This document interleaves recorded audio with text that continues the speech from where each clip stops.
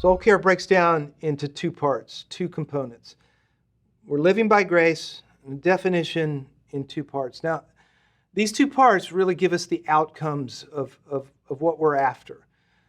Rest and growth. As we're healthy and as we're receiving God's grace, those are the two outcomes. You may remember we started by saying, the real challenge of caring for ourselves is that we don't really do it ourselves. Yeah, we prioritize it, but we're receiving from God. We're living by grace. God does it. So these definitions will help us grab a hold of that idea and then relate those to these very specific outcomes. And I think this is just helpful to say, okay, this is kind of what it looks like when I'm successful, when I'm receiving God's grace, and I'm in that locomotive on the rails of the goodness of God and the presence of God, headed towards a more healthy me. Okay, so definition number one, rest, 3 parts. Rest is a rhythm of life in which God replenishes you. Rhythm of life in which God replenishes you. 3 parts.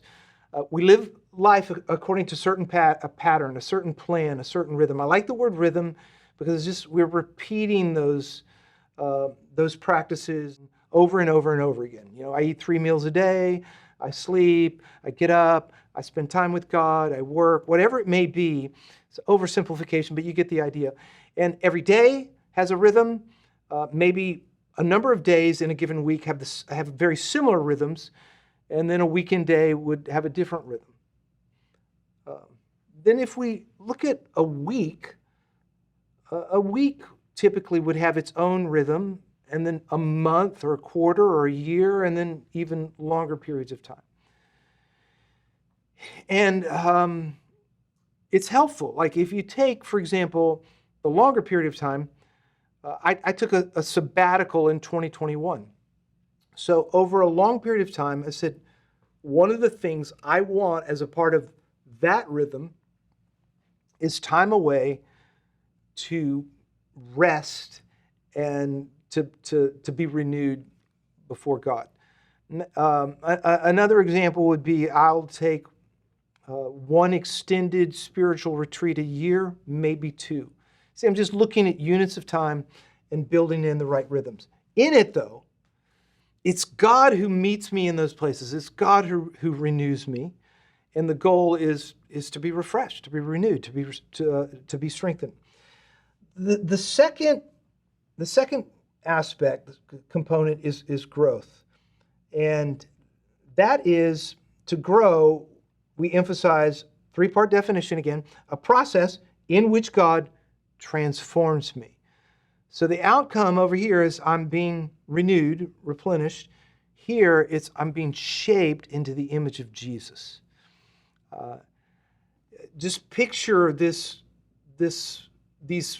repeated circles like a corkscrew on an upward trajectory. That's kind of the little icon, the little symbol that I use to portray soul care. And it's healthy rhythms in a process on an upward trajectory to be shaped into the image of Jesus. Now, we need both of those. Some teachers are great at giving us tools and understanding how to be renewed and replenished.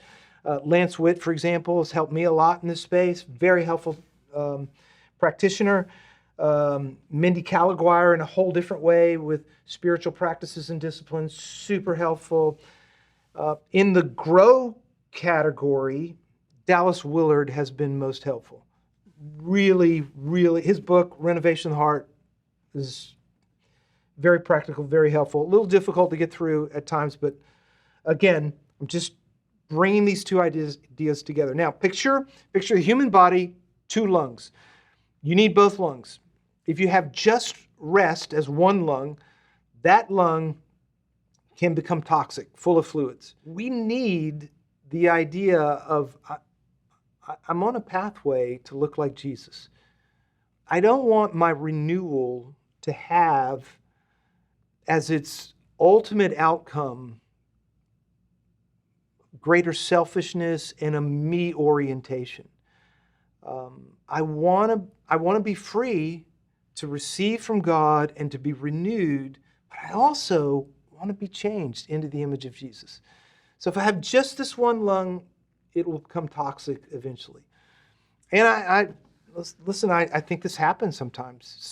Sometimes leaders just become so focused on the boundaries and being unavailable and unapproachable that it becomes unhealthy. But then we've also probably all experienced where we don't know how to rest and we don't give priority to it. We're just focused on, I have to do, produce. I've got to grow. And we live in kind of under a canopy of condemnation and guilt and doing more. We're not really receiving from God. We're trying to do it in our own energy. And that lung then becomes just exhausted and overworked, overtaxed. Now, both ideas lead us to health, and those are the outcomes that we want as we learn to live by grace. And if you look at the definitions side by side, a rhythm, a process in which God renews or replenishes me, transforms me.